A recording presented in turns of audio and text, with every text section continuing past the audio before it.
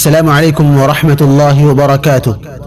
الحمد لله رب العالمين وبه نستعين وأصلي وأسلم على رسوله محمد وعلى آله وأصحابه أجمعين. أما بعد. محترم معزز سامعین کرام، گزشتہ کے درس میں ہم نے آپ کے سامنے لا الہ الا اللہ کا معنی اور مفہوم واضح کیا تھا، اور آج کے درس میں انشاءاللہ ہم آپ کے سامنے کچھ اہم باتیں لے کر کے حاضر ہوئے ہیں لا الہ الا اللہ کے متعلق، اور وہ ہے لا الہ الا اللہ کے شروط. محترم ساتھیوں، قبل اس کے کہ ہم لا الہ الا اللہ کے شروط کو بیان کریں، کچھ باتیں جو باقی رہ گئی تھیں انہیں واضح کر دیں.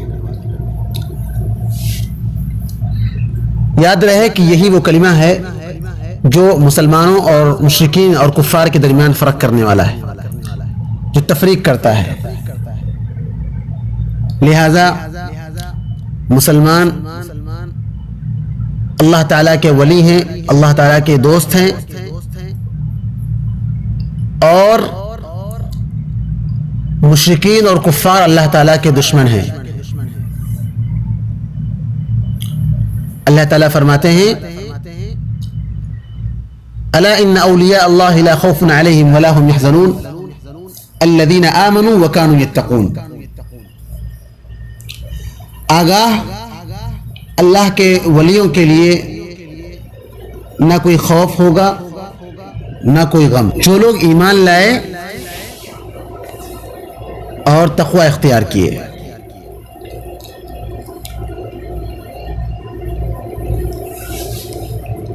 اور یہی وہ کلمہ ہے کہ جس کی وجہ سے تمام قومیں ہمارے خون کی پیاسی ہیں.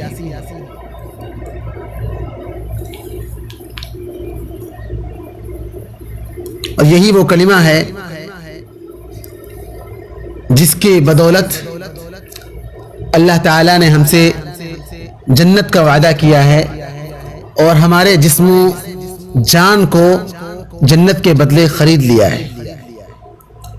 اللہ تعالیٰ ارشاد فرماتے ہیں ان اللہ اشتری من المؤمنین انفسهم واموالهم بان لهم الجنہ، کہ بے شک اللہ تبارک و تعالیٰ نے اہل ایمان کی جانوں کو اور ان کے مالوں کو، مال کو جنت کے بدلے خرید لیا ہے. لہذا ہر ایک مسلمان کے لیے ضروری ہے کہ لا الہ الا اللہ کے متعلق جو بھی علوم ہیں انہیں اچھی طریقے سے سمجھ لے، اچھی طریقے سے جان لے.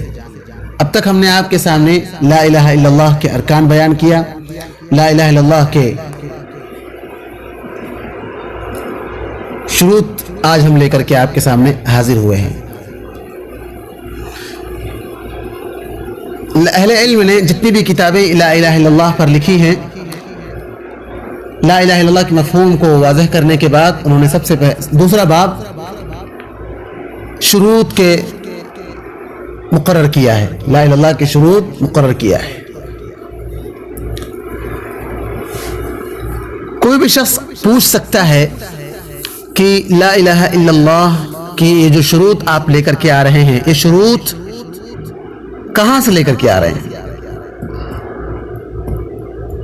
کیا یہ کافی نہیں ہے کہ کوئی شخص لا الہ الا اللہ کہے اور نماز پڑھے اور زکوٰۃ دے وہ جنت میں چلا جائے گا؟ تو آپ اس سے کہیں کہ یہ شروط قرآن مجید سے ہی ہیں، حدیث مبارکہ سے ہیں.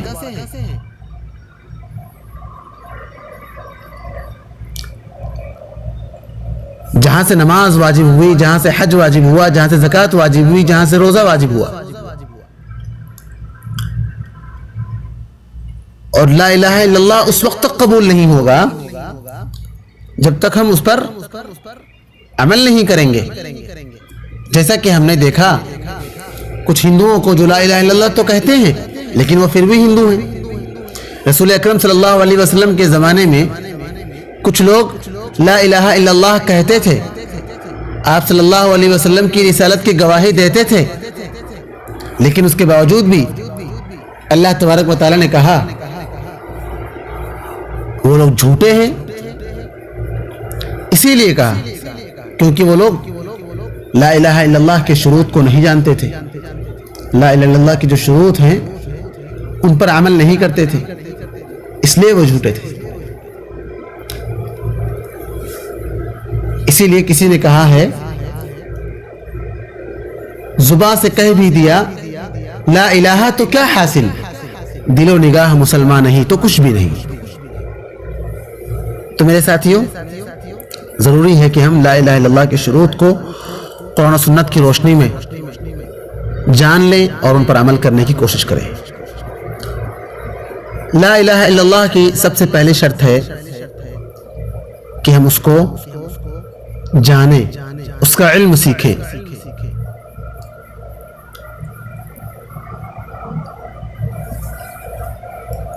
تمام معبودان باطلہ کا انکار کرتے ہوئے اور اللہ جل شانہ کی الوہیت اور اس کی عبودیت کو مقرر کرتے ہوئے، ثابت کرتے ہوئے، جیسا کہ اللہ تعالیٰ نے ارشاد فرمایا اعبدوا اللہ ما لکم من الہ غیرہ، اللہ تعالیٰ کی عبادت کرو، اس کے علاوہ تمہارا کوئی معبود نہیں ہے۔ اور فرمایا وَاعْبُدُوا اللَّهَ وَلَا تُشْرِكُوا بِهِ شَيْئًا، اللہ تعالیٰ کی عبادت کرو، اس کے ساتھ کسی اور کو شریک مت کرو۔ اور دوسرے مقام پر فرمایا وَمَا أُمِرُوا إِلَّا لِيَعْبُدُوا اللَّهَ مُخْلِصِينَ لَهُ الدِّينَ،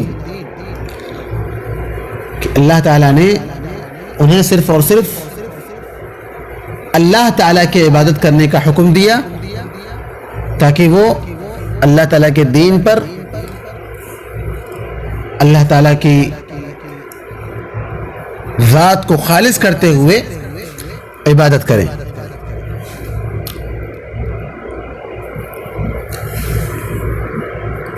اور ضروری ہے کہ لا الہ الا اللہ سے جو لا علمی ہے، جو جہالت ہے، جو کمیاں ہیں لا الہ الا اللہ کے بارے میں جانکاری کے تعلق سے، انہیں دور کیا جائے، کیونکہ جب تک انہیں دور نہیں کریں گے تب تک ہم عمل نہیں کر پائیں گے لا الہ الا اللہ پر۔ اسی لیے اللہ تبارک و تعالی نے رسول اکرم صلی اللہ علیہ وسلم کو اس بات کا حکم دیا فَعْلَمْ أَنَّهُ لَا إِلَهَ إِلَّا اللَّهُ، کہ محمد صلی اللہ علیہ وسلم آپ اس بات کو جان لیجئے کہ اللہ کے علاوہ کوئی معبود نہیں ہے۔ اور دوسرے مقام پر فرمایا إِلَّا مَنْ شَهِدَ بِالْحَقِّ وَهُمْ يَعْلَمُونَ، مفسرین نے کہا ہے إِلَّا مَنْ شَهِدَ بالحق یعنی بلا الہ الا اللہ، جن لوگوں نے لا الہ الا اللہ کے ساتھ گواہی دی، وہم یعلمون یعنی وہ لوگ جانتے ہیں جس کی انہوں نے شہادت دی ہے، یعنی اللہ تعالیٰ کے بارے میں۔ اور صحیح مسلم میں رسول اکرم صلی اللہ علیہ وسلم نے ارشاد فرمایا من مات وهو يعلم انه لا الہ الا اللہ دخل الجنہ، جو شخص اس حال میں مرا کہ وہ جانتا تھا کہ اللہ کے علاوہ کوئی معبود نہیں ہے تو وہ جنت میں داخل ہو گیا۔ لہذا میرے دوستوں، میرے ساتھیوں، ہمارے لیے ضروری ہے کہ ہم سب سے پہلے لا الہ الا اللہ کے بارے میں جانیں کہ لا الہ الا اللہ کیا ہے۔ تمام معبودان باطلہ کا انکار کرتے ہوئے اللہ تبارک و تعالیٰ کی عبودیت اور اس کے الوہیت کو ثابت کرتے ہوئے اللہ تعالیٰ سے دعا ہے کہ اللہ تعالیٰ ہم سب کو کلمہ توحید کو سمجھنے اور اس پر عمل کرنے کی توفیق عطا فرمائے۔ انشاءاللہ اگلے شروط آنے والے درسوں میں پیش کریں گے۔